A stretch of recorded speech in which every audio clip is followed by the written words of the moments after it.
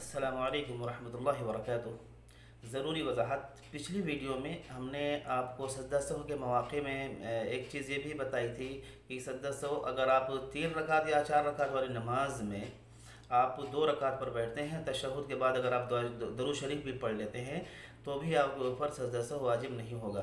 तो इस बात से मैं रुजू करता हूँ, क्योंकि सही तरीक़ा यह है कि अगर दरूद शरीफ के बाद आप ताख़ीर करते हैं और तशहुद के बाद अगर आप ताख़ीर करते हैं और दरूद शरीफ वगैरह पढ़ लेते हैं तो आपके ऊपर सजदा सहू वाजिब हो जाएगा।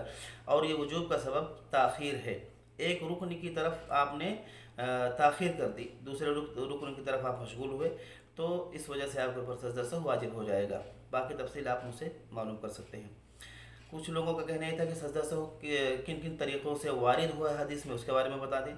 तो मैं आपको ये बताना चाहता हूँ कि बुखारी और मुस्लिम में 3 तरीक़े वारिद हुए हैं कि 3 तरीक़े से आप सजदा सहू कर सकते हैं। और एक तरीक़ा सुनन तिरमिज़ी में वारिद हुआ है कि उससे भी आप एक तरीके से सजदा सहू कर सकते हैं। तो इसका मतलब ये हुआ कि सिहाए सित्ता में 4 तरीक़े वारिद हैं सजदा सहू के।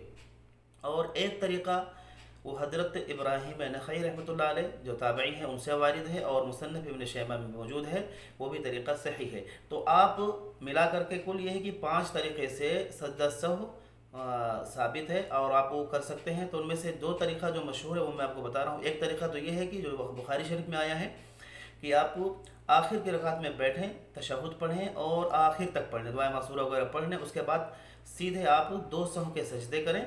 दोनों सहू के सजदे करने के बाद आप बैठ जाएं और बैठने के बाद सीधे आप सलाम फेर दें बगैर कुछ पढ़े हुए दोनों तरफ। एक तरीका ये हो गया जो बुखारी शरीफ में वारिद है। दूसरा तरीका जो मुसन्नफ़ इब्न शैबा में है, जो हज़रत इब्राहीम नख़ई रहमतुल्लाह अलैह से वारिद, वो क्या है कि आप आखिर की रकात में बैठें, तशहुद पढ़ें, तशहुद पढ़ने के बाद दाईं तरफ एक तरफ सिर्फ सलाम फेरेंगे और उसके बाद फिर दोनों सहू के सजदे करेंगे। उसके बाद फिर बैठेंगे और फिर तशहुद पढ़ेंगे और आखिर तक पढ़ने के बाद फिर दोनों तरफ सलाम फेर देंगे।